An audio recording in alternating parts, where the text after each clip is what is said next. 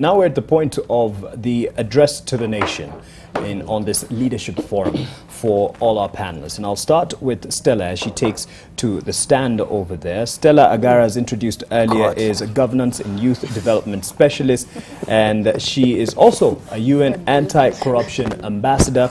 And Stella is the 15th laureate of the Bremen Solidarity Prize, an award she won for her work in the area of tax justice, currently serving her 2-year term. And Stella, actually that was a while back, Stella previously worked with Action Aid Denmark as a youth advisor, seconded to Action Aid Malawi, and she is a former deputy executive director of the Africa Youth Trust. She has also served the Africa Youth Parliament as a consultant on youth leadership for governance processes in Africa, and she has also run campaigns to promote youth participation in tax justice campaigns in East, South and West Africa. Are you embarrassed as I read your impressive, should I go on or should I give you an opportunity to start? Yes, no, she's now ready. I was just given a time to set up at the stand there. And Stella, your time begins now. Just straight to the camera and address to the nation. Thank you very much, Mark. In my mother tongue, we call what you have just done parkoing. And when you do that, which is translated to praising, sometimes our heads swell, but there are times when we become very shy about this. The other thing that has happened here is that you have put a lot of pressure on me now that you have mentioned all those titles, but I will take it like a woman. Kenya is a very tired nation. Kenya is an oppressed nation. Kenya is a nation that is under a lot of pressure. Kenya is a nation of people who are carrying a very heavy burden. I keep on telling people from other countries that if we were to transfer the burden that we carry on our shoulders to them, many of them would fall apart. We happen also to be a very resilient people and have managed to live with the kinds of troubles we have without necessarily falling apart under them. But how long are we going to last? An average Kenyan is having to deal with issues, listening to matters of corruption every day in our economy. A young person is having to listen to news about resources being embezzled that are intended for their development at a time when they're desperately looking for self-actualization, at a time when they're desperately looking for opportunities to make meaning out of their lives in the economy. The stories we're getting from the health sector are nauseating. We have people who are sleeping on the floor in hospitals, and yet there are people who actually manage to play around with resources in our country. We are in a country where there are people who cannot afford a meal a day. We have people who are actually choosing what meal to eat in the course of the day. And then there are some of us who are having a conversation about how we are going to secure our spaces in power. We are in a country of very many contradictions, and we now find ourselves at a place where, as it is documented in the nation, in the newspaper, people are actually killing each other as sacrifices for whatever it is gain they want to get. Illuminati, most of the time, it's money. And I'm asking myself a question. How did we get here? A nation that abandons its God loses its compass completely. But apart from losing its compass, it finds itself in the situation we find ourselves in today. Finds itself in a place where children join cults to get meaning for their lives.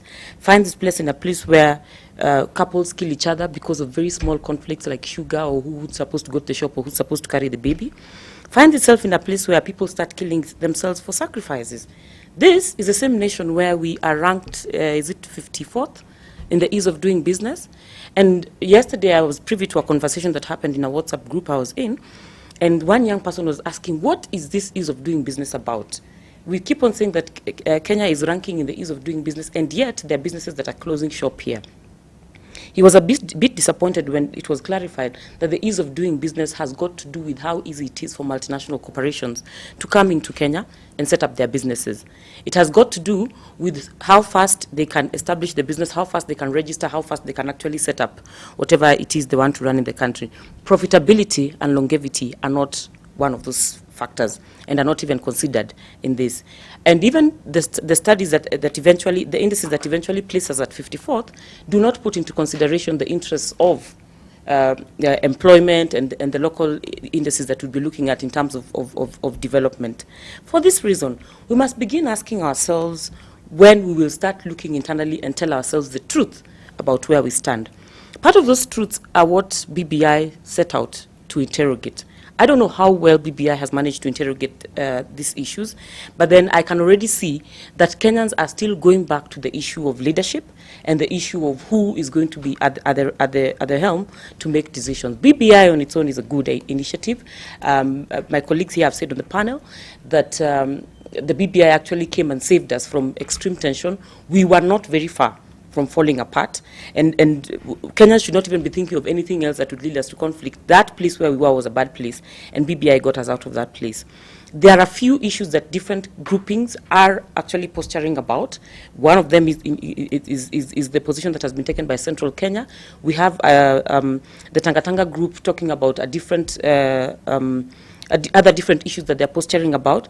But then I must ask the women and youth of this country to guard against losing the positions that have already been created for them to participate in leadership. If any negotiation is going to be done on these positions, let it be a negotiation to increase those positions and not to reduce them.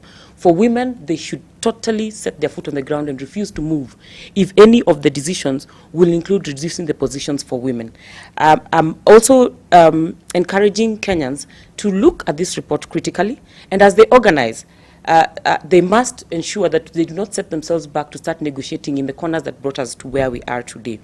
But as I say this, I'm hoping BBI is going to address a matter that is very close to my heart, and this is matters of tax justice.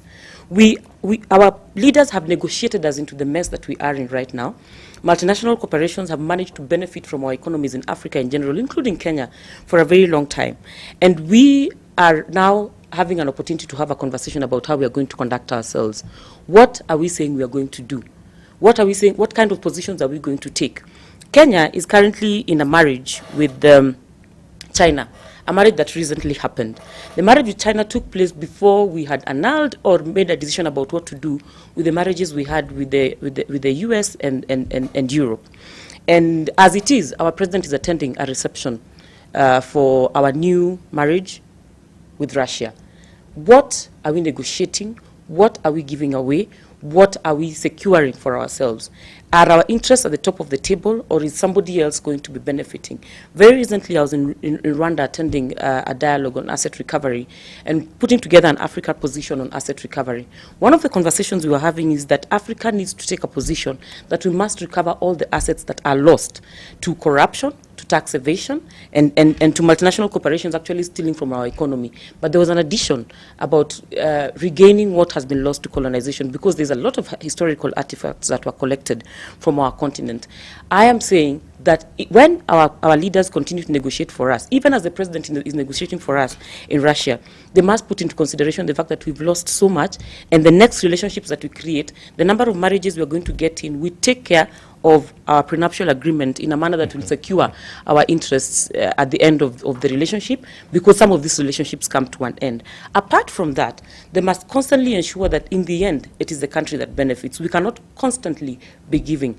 Kenya is ahead of many of the African countries by having signed agreements with the governments of Switzerland, for example, and Mauritius, which are tax havens in which corrupt individuals from Kenya have actually been stashing funds. Kenya is ahead in terms of even negotiating mechanisms to ensure that then we get support for prosecution of corrupt individuals and multinational corporations that have been able to fleece our economy. I am saying that we should step up some of these initiatives. The president should continue being very keen on the fight against corruption and put his money where his mouth is. Thank you.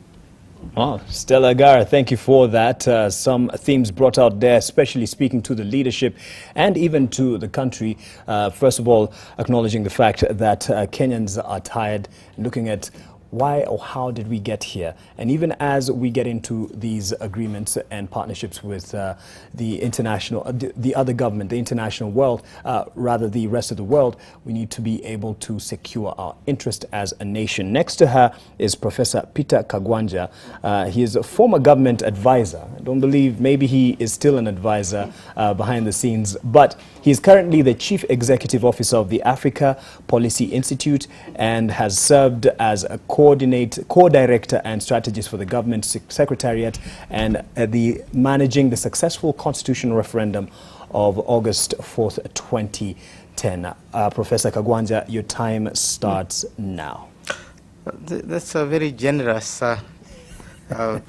description of me, but I didn't expect that I would be sitting here or standing here saying anything. So you can just imagine how shocked I am that I have to address you and you're standing there. But let me just address myself to what we are dealing with now. I think we're dealing with one issue, the nature of our democracy. That's what we are. That's a big question.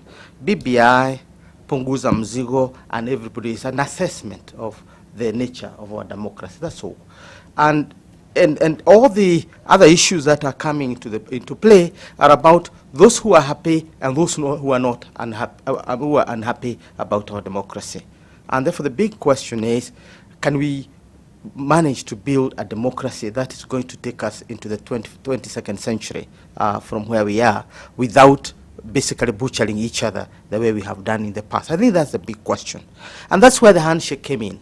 That it was a handshake by two Kenyan gentlemen who agreed that if we went the way we were going after the 2017 double election, remember it was a double election, Kenyans have never come to appreciate the cost that went into two elections within a period of 3 months, and how that hemorrhaged our economy. We've not gone into that. But the post-handshake environment was basically about creating an enabling environment for us to debate our democracy, to have a cooling moment, to kind of revive our economy, and 3, to prepare for a more robust democracy come 2022. And democracy has always been work in progress.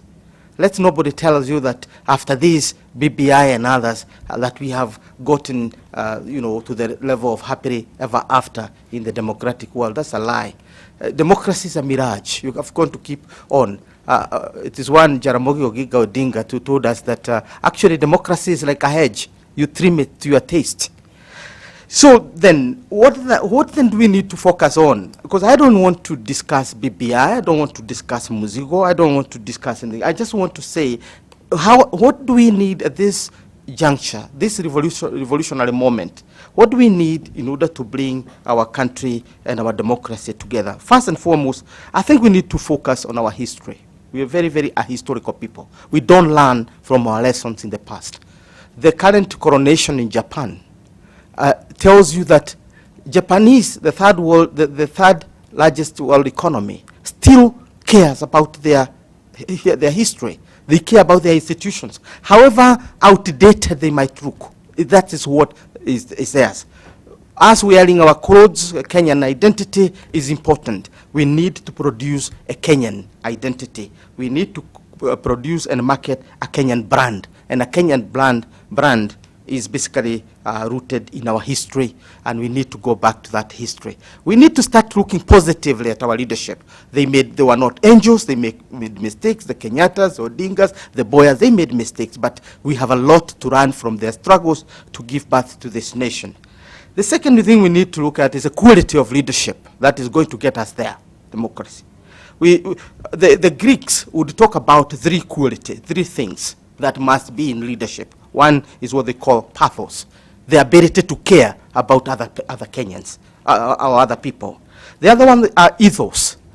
Ethos is about the leadership that is based on ethics.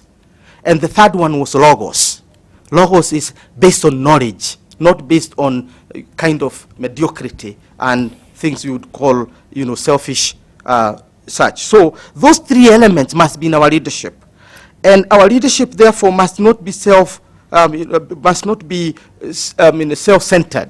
Must be, it's what I have said, the leader servant. That's what we need in this country. The second is the citizen, and I've already alluded to this earlier. And we need to know what kind of citizen we are producing in this country. First, I said we have more idiots than citizens. We have more tribalists in this country than citizens.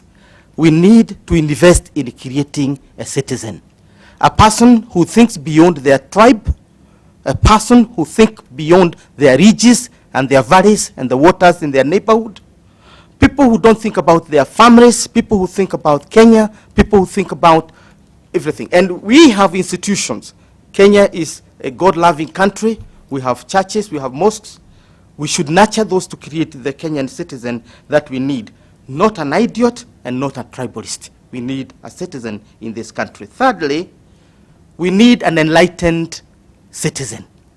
This citizen must be educated, and not just in the handling of tools in the industry, not in calculating money in the banks, not in steering Safaricom and others, but as a citizen who understands that the ignorance of one voter is an impairment of our security as a people. If one voter does not understand why they are voting and they vote because they were given 20 shillings or 100 shillings, then they have sold their birthright. And finally, we need a kinder society. This country is beginning to become very inhumane. Some of us are making huge money. Every day we are talking about billions, and we have now started talking about trillions. And there is somebody who has never held in their own hand a 1,000 shilling note. So when people are talking about returning the 1,000 shilling note, somewhere I was saying, how does it look like? And how different is it from the coming 1,000 notes? We need to have a kinder. That is what Jomo Kenyatta was talking about when we talked about Harambee. We knew we had adopted a capitalist system. The Tanzanian called it a man-eat-man society. Obviously, we retorted and told them theirs is a man-eat-nothing society. But we introduced Harambee in order to mediate the excesses of our capitalism. We need a capitalism with a milk of human kindness. Well, on that note, thank you for that. Some themes that you've brought up, Professor Kaguanja, and I'm sure as Stacy takes to the stand, she agrees with the point there that you have given us about an enlightened citizenry and not just mere skills. She's a champion of education, especially for the youth, and she is a founder of Stacy Education Foundation, which has a core focus on giving access to education for bright but needy children and economic empowerment among young women, and as well as environmental conservation. And Stacy, your time starts now. Okay, thank you so much. My focus is going to be on young women in leadership. And when I talk about young women in leadership, you know, most people think that when you talk about leadership, it is just about elective politics. No. Myself, I view it as leadership when you're an entrepreneur, when you're running your own company, when you're running your own foundation as the CEO, and you're employing other young people or other people in that position. We are talking about people that are women that have been elected into positions like members of parliament. We are also talking about women that are in public service sector. So the young woman of today has a lot of opportunity to be problem solvers and contributors of a safer society for everybody. Girls and young women still face many challenges, and they also have so many opportunities. I'd be very, very glad today to say that women of this country, not necessarily young women at the moment, because when you look at the gains that are in the current constitution, not so many young women have benefited from, but we are trying to really fight for our space as young women in terms of, you know, coming up to join the business community, coming into, you know, running for office. Personally, I ran for Senate in Bomet County in 2017, and I came third in a very hotly contested seat. So what are we doing as young women to, you know, get to that table and, you know, start making decisions and, you know, making suggestions that will change or that will bring impact in terms of, you know, access to information, access to education, access to, you know, clean water for women that in the rural areas go to very far away rivers to collect dirty, but unfortunately they will have to drink that water and cook for their children and their families. So there are so many opportunities that we have as young women, and I would really like to, you know, address these. For us, we have an opportunity of age. We are very young and the future belongs to us. Are we using this opportunity as young women to, you know, learn and, you know, make a difference in society by, you know, sitting around the table with a woman who is maybe 20 years older than you, or 10 years, or even 15 years, to learn how to do business, to learn how to benefit from the 30% procurement opportunities that this government has given? Are we sitting at the table with that inspirational woman who is running a foundation or who is running an institution as a CEO and learning from what they can do to, or what they have done to transform the society or that institution, managing so many employees and all that.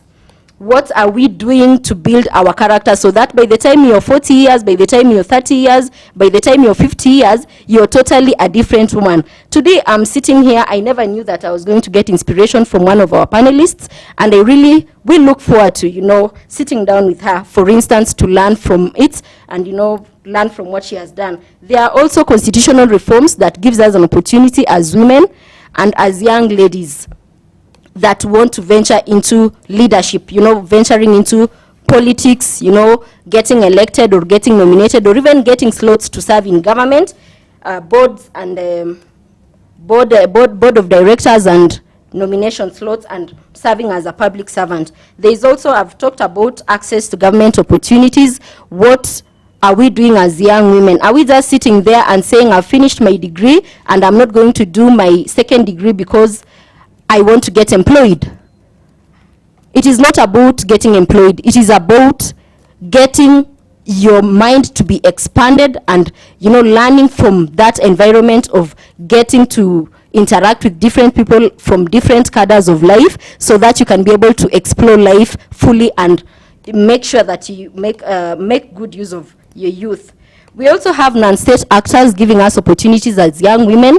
We have UN Women giving us opportunities of funds when we want to run for office, when we want to, fund our businesses in the rural areas, when we want to fund our businesses in the urban setups. Are we using that opportunity as young women? Are we waking up, or we are just seated down there waiting for government to hand over?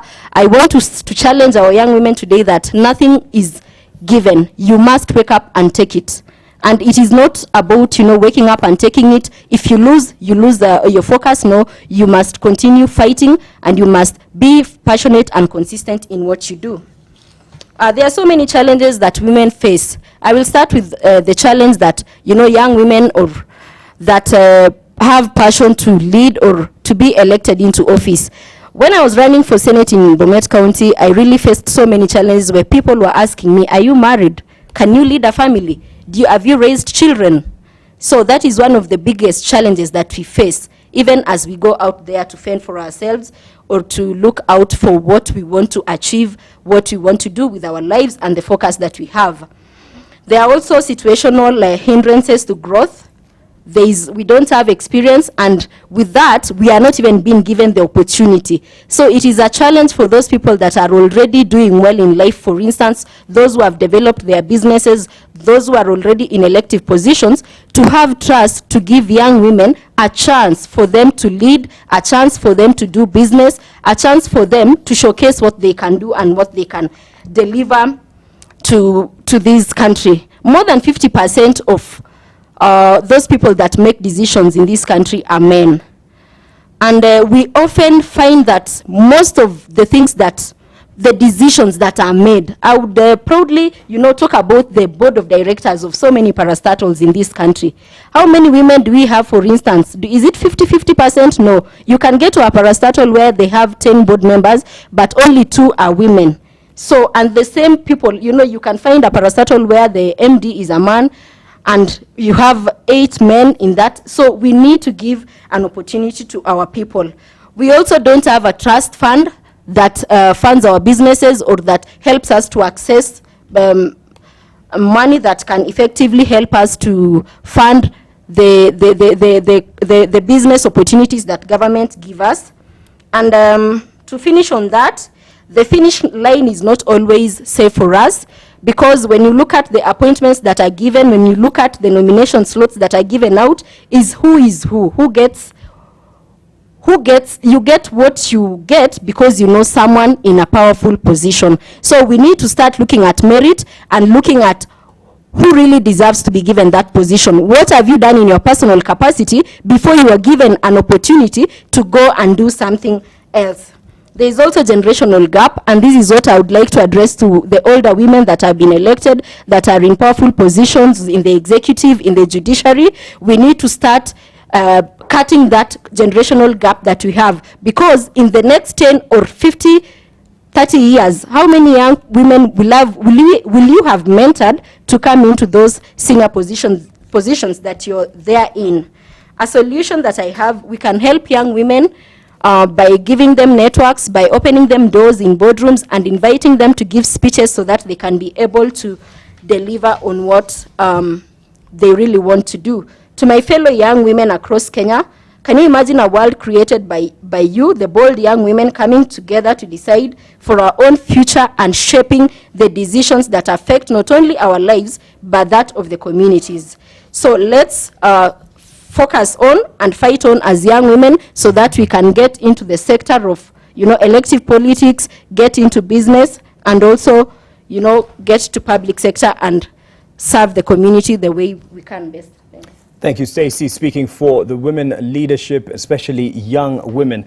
And next is Peter Quest, youth coordinator at the Kenya School of Government. He describes himself as a servant leader, social entrepreneur, a life coach, a leadership and governance trainer, a corporate trainer, a conference and motivational speaker. Talk about selling himself. Well, he is actually more interested in peace-related initiatives, youth enterprises and community development.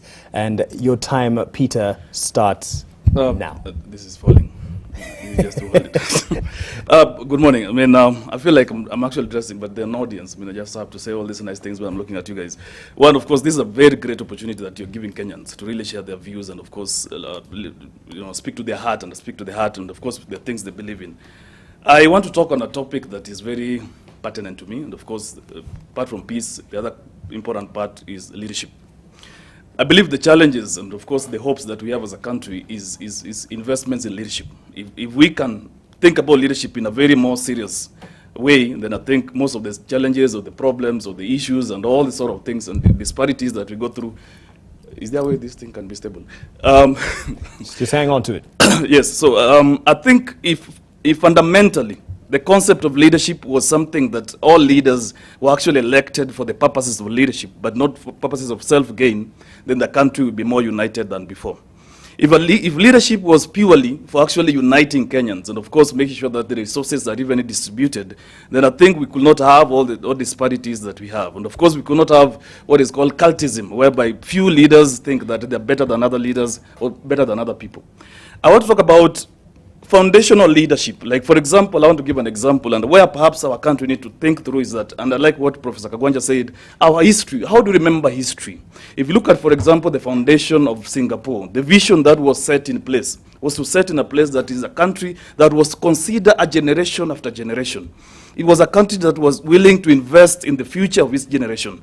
It's a country that was willing to set standards and, of course, set values and set organizational structure that any leader that comes in place will find it very easy to work. Are you getting that?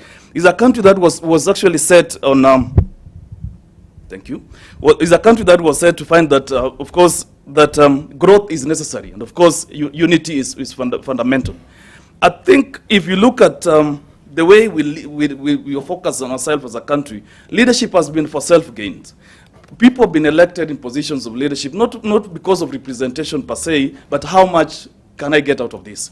If we genuinely dissect on why some of these leaders came to really power, the motivation was never to deliver to the people. Because if the motivation was to deliver to the people, then where they come from, we could see transformation. And that is why another topic that comes is, what about leadership and transformation? How can one individual person be a transformative leader, then that transformation then be felt to every part and parcel of the person they represent? I tend to believe that I read history, and one of the areas that interests me most is that there was a time that politicians and lecturers were getting the same salary. What changed? You see, the moment you have members of parliament or leaders or representation whatsoever, that the focus is about personal development of themselves and not the personal development of the people, then I think the leadership is not actually achieved. If you look at leaders who can able to develop governance structures, that by the time another leader comes in place, it will not start afresh, but then continue with the legacy, then that's the leadership. I want to talk about leadership that will respect every aspect of life, from the childhood, to the youth, to the women, to the old, a generation of leadership that will consider that there will be a better tomorrow for a country. I want also to focus on leadership of men, a man like Thomas Sankara, for instance. What was his foundational leadership to the people of Burkina Faso? Where was his leadership based on? The leadership was based on transformation, of course, increasing the literacy level to a certain level.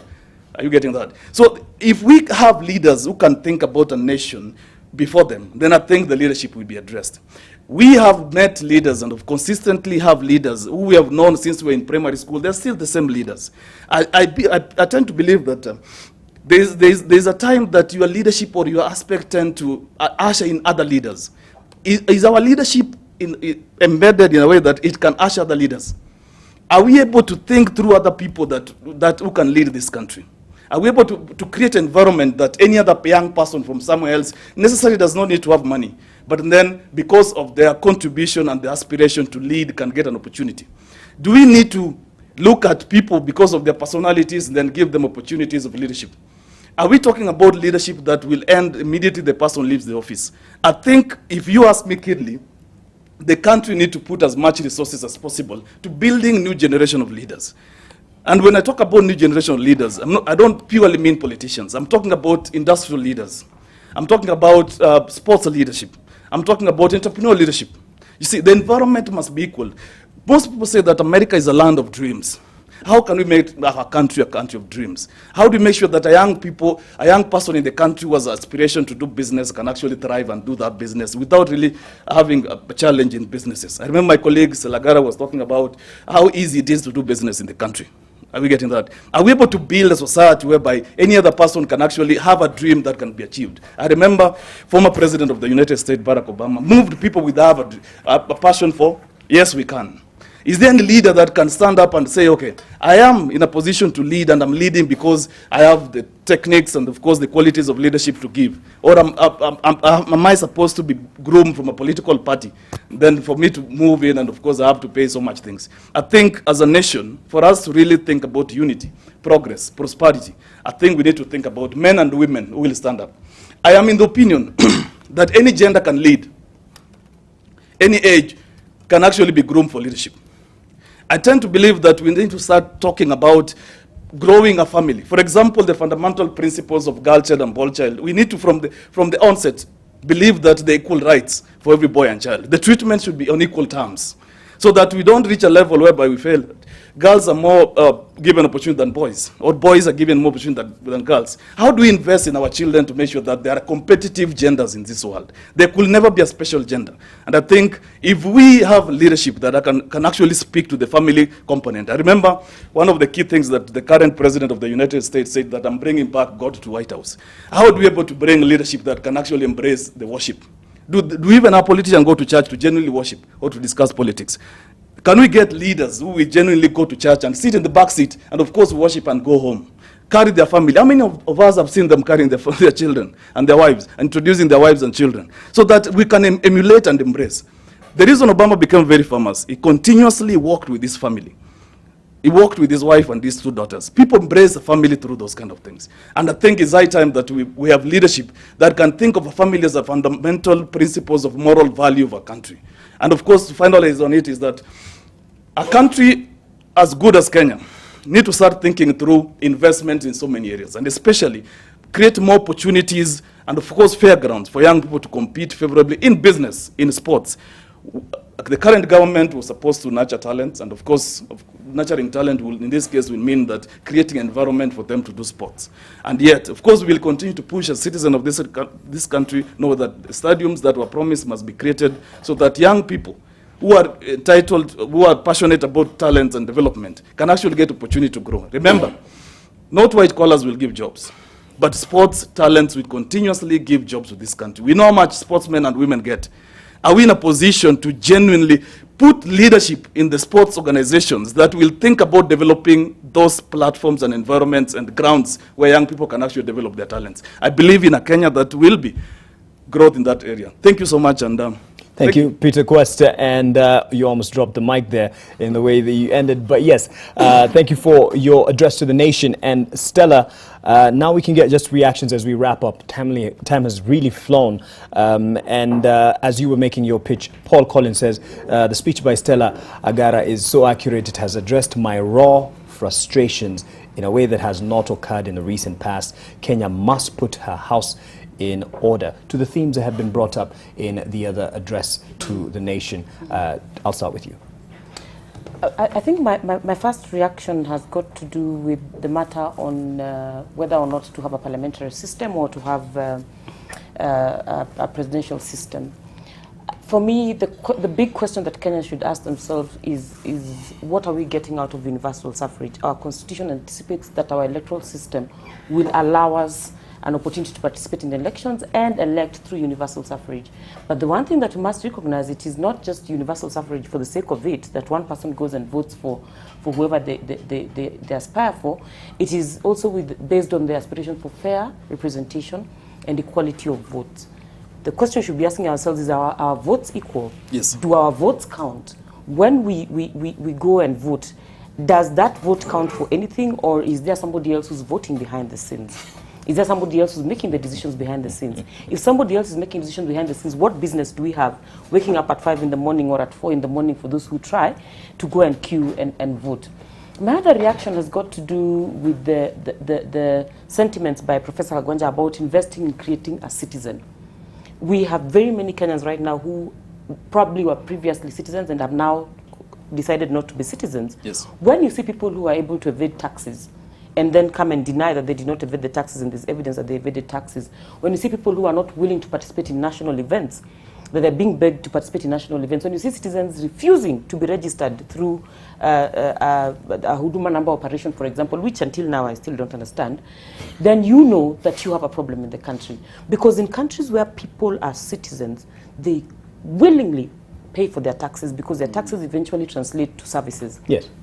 Good services in their hospitals, good services in their schools, and eventually translates to a good livelihood for all of them. When you have citizens, you will have people who are willing to participate in nationhood, in wearing a national attire on a Friday without even being called to do it. So investing in actually preparing citizens is extremely important, but it will not happen by coercion. It will not happen by a strong voice of the Minister for Interior.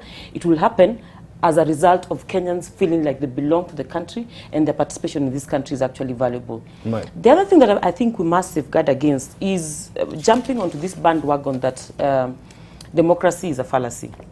We do not necessarily have to get the kind of democracy that has been defined by the West, but then we must accept that there's a certain level of participation that every individual must attain in our society for them to feel like they belong. Let us not quickly throw the baby away with the bathwater, but let us make sure that we actually safeguard whatever form of participation that we have as citizens. The very last thing I will do is to congratulate the Kenya Young Parliamentarians Association for successfully safeguarding the interests of young people to participate in leadership. We have a National Employment Authority that had a nominee that is probably nowhere near youth, yet employment is actually a very big youth problem in this country, even though it may be a general problem. Yes. So for the fact that they have actually successfully managed to get the courts to at least put on hold the appointment of Mary Wamboi, shows that they're taking charge. It shows that they're actually, for the first time, I feel like they're actually taking action for the group that they represent in Parliament. Okay, and we don't have a lot of time, but Professor, someone says here, in response to you saying that the BBI will not be get us to the level of happily ever after in this democratic world. Korir Jones says BBI is just an idea for some quarters ganging up against an individual. The old scars, stroke injustice having not been addressed to finality, Kenya will forever remain in the dark days of Johnston Kamau, he says. Well, I think, let me start by reacting to what my colleagues here have said, and in general, and as a way of basically addressing the same question that is being said there about BBI. I think we are saying that Kenya has more identities than ethnic group. And therefore, our democracy rests on more identities than one divisive ethnic identity. We need to look at women as a major group or cluster within our democracy. And their inclusion is key. I think that's the point that's coming out from here. Second, we need to look at our young people, the youth. And not only in terms of their current participation, but empowering them to be the bearers of our country as we get into the future. And what was said at the beginning by my colleague here, it was about class.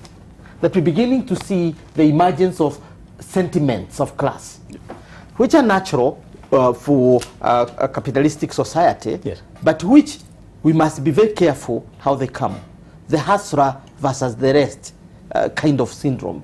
Now, I'm saying this because I go to central Kenya, where they say mashinani, and you hear, nyinyi Kaguanja wacheni, sisi mahasla. Now, what somebody is telling you is that there's a crass consciousness about us versus them, them as those who are benefiting and us who are not. When we created the current constitution, the idea was to distribute not only power, but wealth. Therefore, we built this constitution on two pillars. Pillar one is power sharing, vertically and horizontally. And I think it's horizontally where we failed, because some communities felt that they are not included at the top. Yes. Then we based it on the principle of wealth sharing. That's why we put a certain amount of money in the constitution to go to the counties. If we deviate on those two, we are back to where we were before 2007. Professor, let me stop you on that because we're now versus time. Stacy Chepkemoi, real quick, and then Peter. I think maybe I would just comment on what my colleague here mentioned about leadership. We need a more genuine leadership, whereby if you're running for office, you're not just running to make money, or you're running to, get to that position. We need genuinity in heart so that we can really deliver to the people.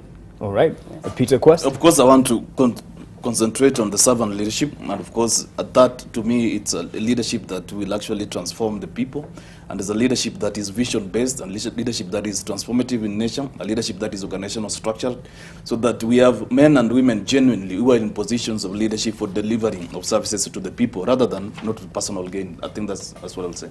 All right, and sorry to rush you at the end there, but that's my director who says we have to run by the constitution of time. We have to be out by 8 o'clock. But thank you so much, Peter Quest, the youth coordinator, Kenya School of Government, for joining us this morning. Stacy Chepkemoi, founder, Stacy Educational Foundation. You can find that online if you just Google it, Stacy Educational Foundation, as well as Professor Peter Kaguanja. Thank you for coming on this morning, CEO of Africa Policy Institute, and you'll see his articles on the Daily Nation time and again every other week, and especially now I'm sure we'll be having a lot of opinion from him as we look forward to the BBI report coming out. And Stella Agara, Governance and Youth Development Specialist. Thank you for your time this morning, ladies and gentlemen.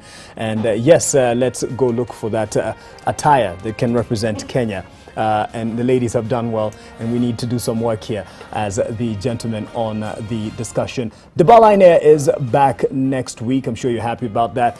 It has been a good experience learning, being up at this hour, that is just to prepare for the show, as well as being part of this conversation. It is a good platform, the Leadership Forum, and many are saying we should invite more and not just have English spoken, but to have people come here and give a leadership address in Sheng. I've seen a comment there. Thank you very much. And I'll hand it over to Debala Inia to see if that can be his rieng for the AM Live in the days to come. Thank you for watching. Have yourself a good Friday. Have a good day ahead.